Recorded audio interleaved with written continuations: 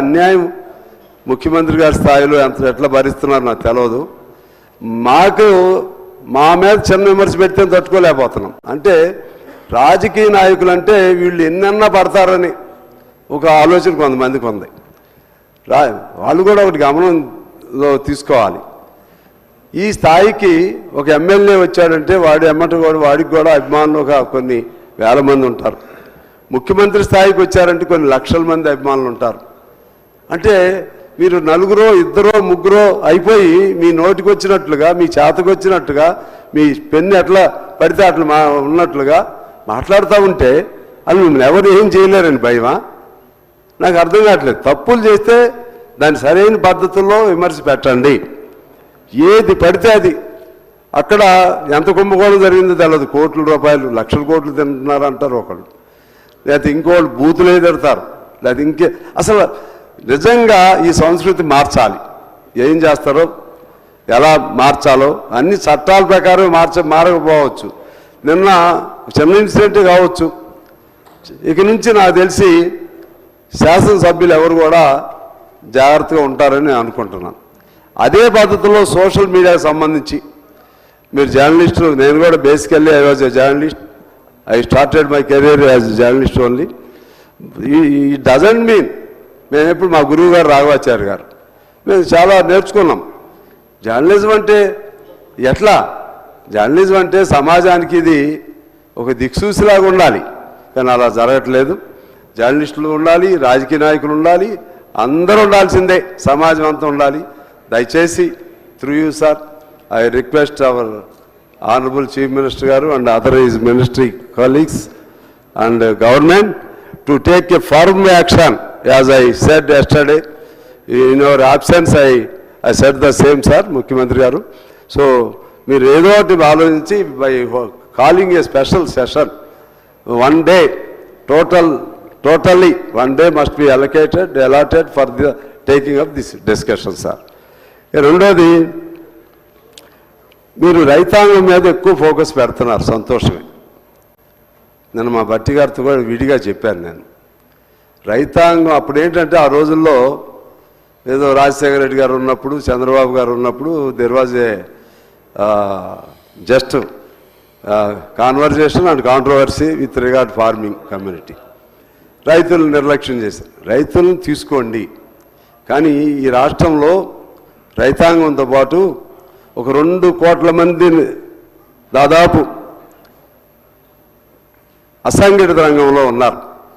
పేద చిన్న 9,000 10,000 లోపు జీతంతో ఉండేవాళ్ళు ఉన్నారు. వాళ్ళ భవిష్యత్తు గురించి కూడా ఆలోచించమని నేను కోరుతా ఉన్నాను. ఎలాగ మీరు దాని మీద కూడా, అంటే అందులో అవుట్ సోర్సింగ్ ఉన్నారు, కాంట్రాక్ట్ వర్కర్లు ఉన్నారు. ఇక్కడే మన అసెంబ్లీలోనే అవుట్ సోర్సింగ్ 10-12 వేల రూపాయల జీతంతో ఉండేవాళ్ళు మీ దగ్గర రారు.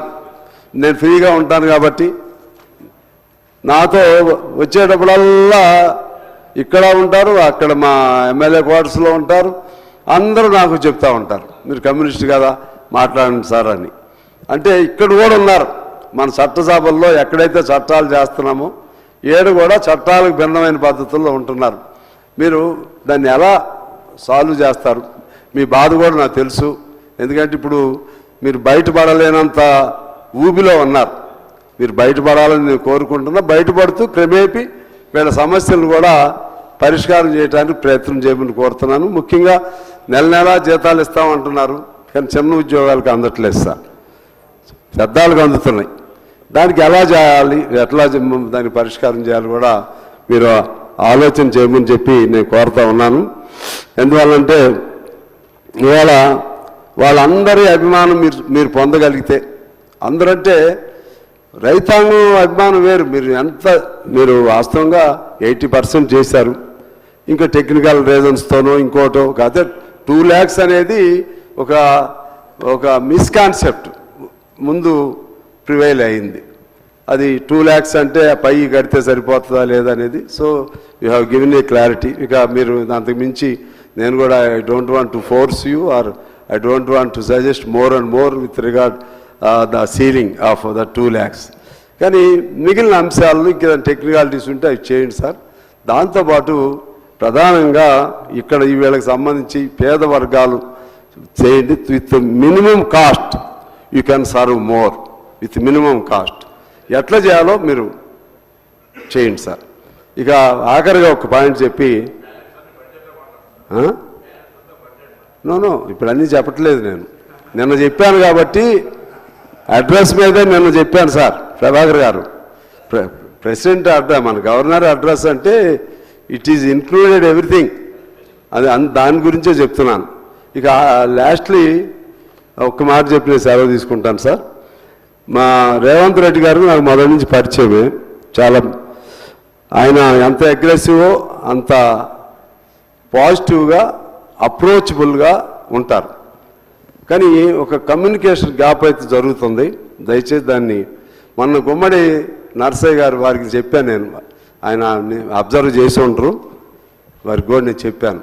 ఎందుకంటే ఆయన మామూలు వాళ్ళు వెళ్ళినా కూడా ఆయన దగ్గరికి వెళ్తే ఆశలు లేస్తారు, మంచిగా భుజం మీద చేసి మాట్లాడతారు. ఎక్కడో గ్యాప్ జరిగిందని చెప్పాను. అటువంటి గ్యాప్ ఎలా వస్తుందో కనీసం మీకు చెప్పలేకపోతున్నట్టున్నారు ఎవరైనా వచ్చినప్పుడు.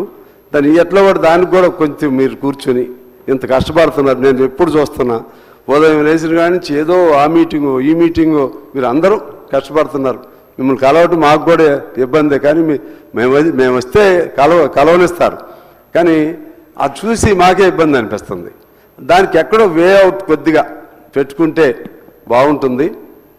నర్సయ్య గారు లాంటి వాళ్ళు, ఆయన వాస్తవంగా మీరు చేసే శ్రమలో 2 నిమిషాలు ఆయన కలిస్తే మీదే, ఎందుకంటే ఆ ఫీలింగ్ మీకు ఎప్పుడు లేదు నాకు తెలుసు. అహంభావం కానీ, అవసరమైతే ఆవేశం ఉంది, ఆగ్రహం ఉంటుంది, కానీ అహంభావం లేదు. అహంభావం వేరు, ఆవేశం వేరు. అందువలన ఇటువంటి కొద్ది జాగ్రత్త తీసుకోండి సార్. మీకు మంచి పేరు రావాలని కోరుకుంటున్నాను, ఈ ప్రభుత్వానికి మంచి పేరు రావాలని కోరుకుంటున్నాను. ముఖ్యంగా ఈ పేద వర్గాల సంగతి బాగా చూడండి. మాకు మాత్రం ఎయిర్పోర్ట్ తీసుకురండి. అలాగే మా బట్టి గారికి మా మూత పడిపోతున్న పాల్వంచలో కాదు ఫస్ట్ కొత్తపూడి. ఓకే సార్, మీరు మంచిగా గవర్నమెంట్ ముందుకు నడవాలని కోరుకుంటూ సార్ మీకు కూడా ధన్యవాదాలు. నమస్కారం.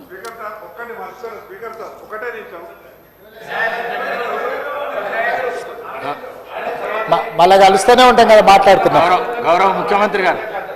స్పీకర్ సార్, సుదీర్ఘంగా గవర్నర్ గారి ప్రసంగం మీద సభ్యులందరూ సమస్యలను ప్రస్తావించారు, చాలా వరకు వివరించినాం.